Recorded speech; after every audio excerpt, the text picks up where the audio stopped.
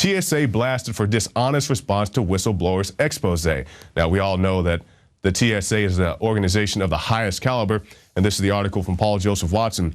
Jason Harrington wrote a piece for Politico magazine in which he lifted the lid on the endemic corruption that pervades the TSA, revealing how TSA screeners laughed at naked images of passengers, deliberately targeted attractive women, operated dangerous full-body scanners while being fully aware of the fact that they didn't work.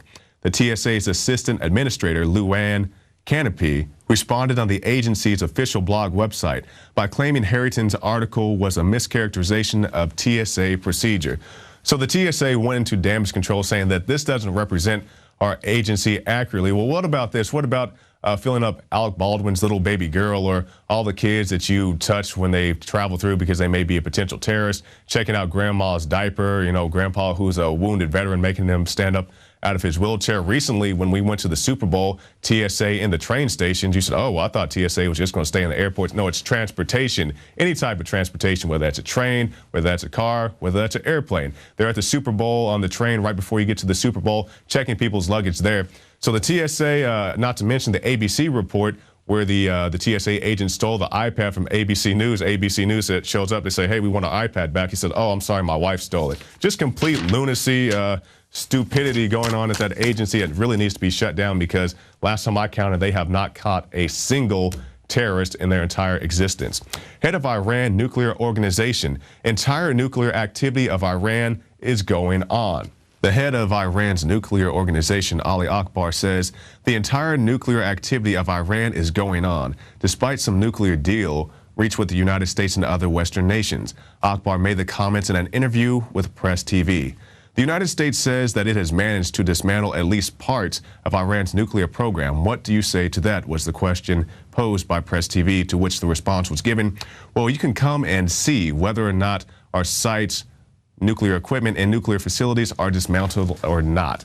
We see the United States trying to tell Iran how to operate their nuclear program, and I'm definitely not here cheerleading for Iran, but I see the United States government, a country who dropped the ball in Fukushima, the Fukushima cleanup, because, you know, they sent the guys from the USS Ronald Reagan to go clean up the Fukushima disaster. The guys come back, they're sick, and the government's like, well, we don't know why these guys got sick. Same thing happened on the West Coast when myself and some of the other crew members went to the West Coast to document radiation levels. We found radiation levels in excess of 10 times of what's considered normal in Half Moon Bay, California. Nobody wants to talk about this, and we've seen debris come in from Fukushima, well, not necessarily Fukushima, but from the tsunami. And if we can get tsunami debris, why can't we get Fukushima debris? It's just baffling to me. So whether you like nuclear power, nuclear weapons, whatever you think about fallout or cleanup, I think the United States definitely is not the best of telling people how to operate their nuclear facilities.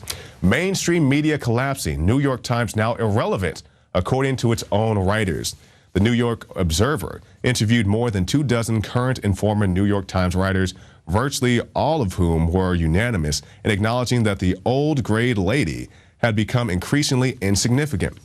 And with the growing strength of the alternative media, with the growing strength of citizen journalists, you better start swimming or you will sink like a stone, because you got guys like Dan Bidandi who can go to the press conference for the Boston bombing. Why were people being told to remain calm right before the bomb went off? You got guys like the guy who went to the Super Bowl. The citizen journalist jumped up on stage and said, investigate 9/11. And, you know, that may not be the best course of action for every event, but it worked for him. And it got the message out there. And, you know, thankfully, people are bold enough to still say investigate 9/11, because not everybody believes the official story that they're trying to pull. The facts are in. The studies are legion. Sodium fluoride and other toxic members of the fluoride family are devastating the health and cognitive ability of the American people. So why are the social engineers adding it to the water? Simple. Dumb down the host population that the parasitic technocracy is feeding on. We may not have been able to get fluoride out of the water supply yet, but we can help to get it out of our bodies. I am extremely excited to announce the exclusive InfoWars Life Fluoride Shield formulation. fusing 6 of the best documented ingredients from around the world to help the body remove not just toxic fluoride residues from the body, but a whole host of toxic substances. Let's take a stand against the globalists by blocking their poisons with Fluoride Shield. I use Fluoride Shield every day. Secure your Fluoride Shield and other pioneering formulations at InfoWarsLife.com today. Let's start cleansing our bodies now and support the InfoWar at the same time. That's InfoWarsLife.com.